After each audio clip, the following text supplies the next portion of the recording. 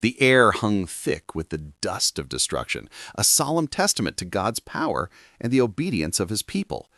After 40 long years wandering the desert, the Israelites, led by Joshua, finally stood on the very edge of the Promised Land. Their first great victory was spectacular, miraculous, the fortified city of Jericho.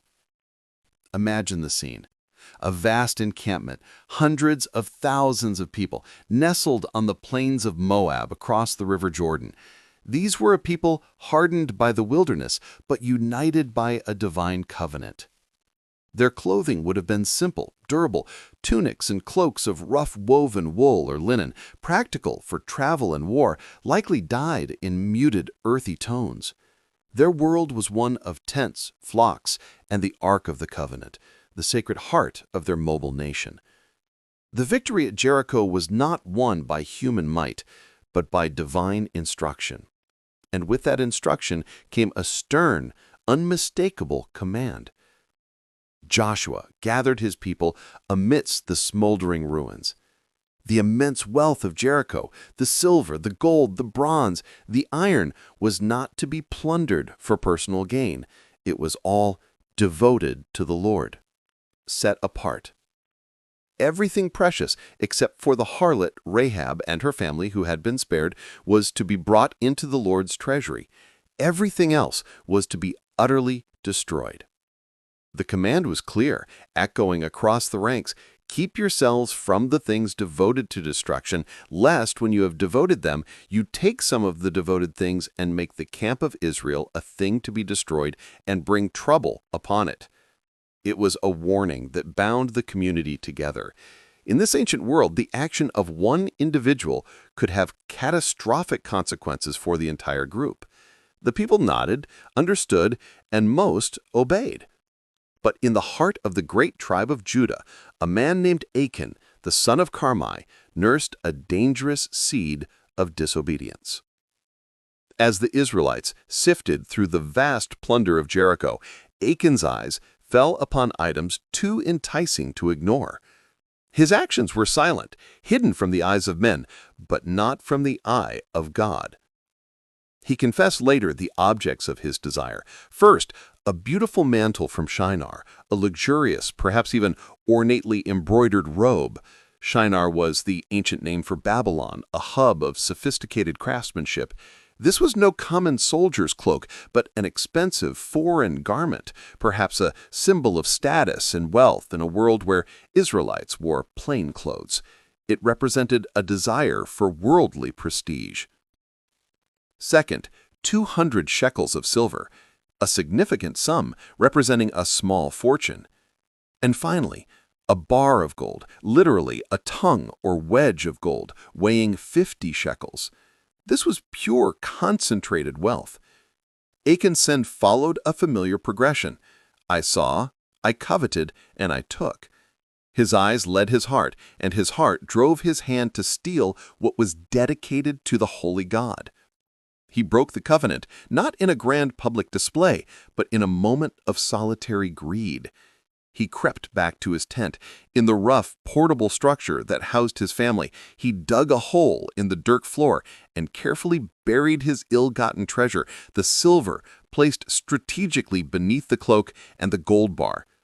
He covered it up, smoothing the earth, convinced his secret was safe, perfectly concealed within the vast, temporary city of tents. He had everything, a place in the Promised Land, the protection of the Almighty, and a covenant of blessing. Yet he risked it all for a beautiful coat and a handful of metal. Believing the Jericho victory had instilled fear in the surrounding nations, Joshua sent a small reconnaissance force, about 3,000 men, to take the next smaller target, the city of Ai, just a short distance away. The scouts returned confident. Don't send the whole army, just 2,000 or 3,000 will be enough. Ai is small. But when the 3,000 Israelite soldiers advanced, they met not an easy victory, but a shattering, confusing defeat.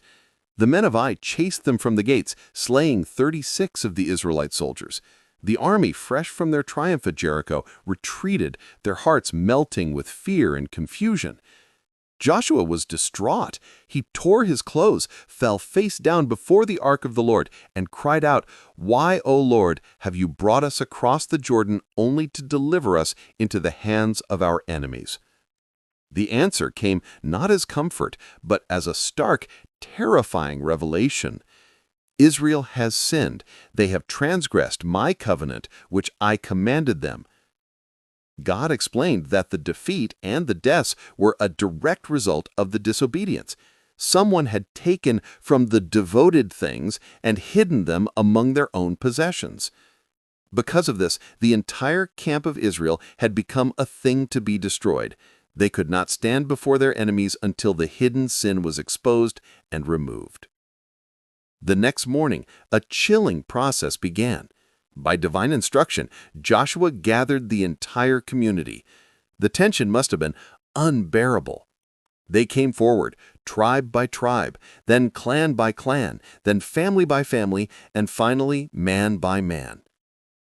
The sacred process of casting lots began, the weight of the entire nation's fate resting on this divine selection. First, the lot fell on the tribe of Judah. Then it narrowed to the clan of the Zeratites. Finally, the finger of destiny pointed directly at the individual, Achan. Joshua looked upon the man who had brought death and defeat to his people. His name, Achan, even bore a chilling similarity to the Hebrew word for trouble. "My son," Joshua pleaded, a final chance for confession. "Give glory to the Lord, the God of Israel, and make confession to him. Tell me now what you have done. Do not hide it from me."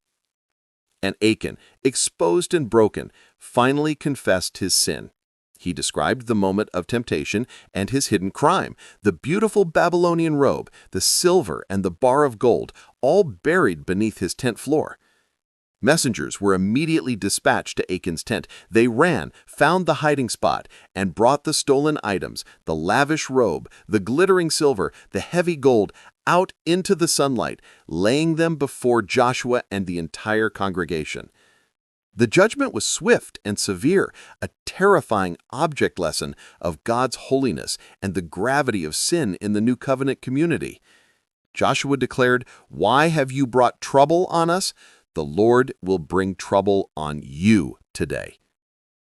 Achan, his children, his family, his entire household, his oxen, his donkeys, his sheep, and his tent were led out to a valley which from that day forward would be called the Valley of Achor, the Valley of Trouble. The people of Israel executed the sentence. They stoned Achan and his family, then burned their bodies along with all the devoted things and possessions. Over the remains, they heaped a great pile of stones, a perpetual monument to the danger of covetousness and the seriousness of breaking God's clear command. Only then, once the transgression was thoroughly purged from the camp, did the Lord turn from the fierceness of his anger. The stage was finally set for Israel to march on to victory, a victory now dearly bought, a powerful and humbling reminder that disobedience, no matter how secretly committed, can never be hidden from God and always carries a communal cost. The lesson of Achan, the trouble his hidden sin brought, would forever be etched into the memory of Israel. The story of Achan in the book of Joshua is more than just a historical account of a severe punishment. It is a powerful reminder that personal sin has public consequences. In the midst of great blessing and miracle, Achan's greed became a spiritual contagion, causing defeat, death, and God's withdrawal from the entire nation. His downfall serves as an eternal warning. The allure of worldly treasures, a beautiful garment, a bar of gold, is a constant test. What we hide in our tent, whether it's covetousness, deceit, or disobedience, is never truly hidden from God, and just as Achan's sin brought Achor or trouble to Israel, so too does unconfessed sin threaten the health and progress of any community of faith. The command to us remains the same. Be vigilant, be obedient, be holy.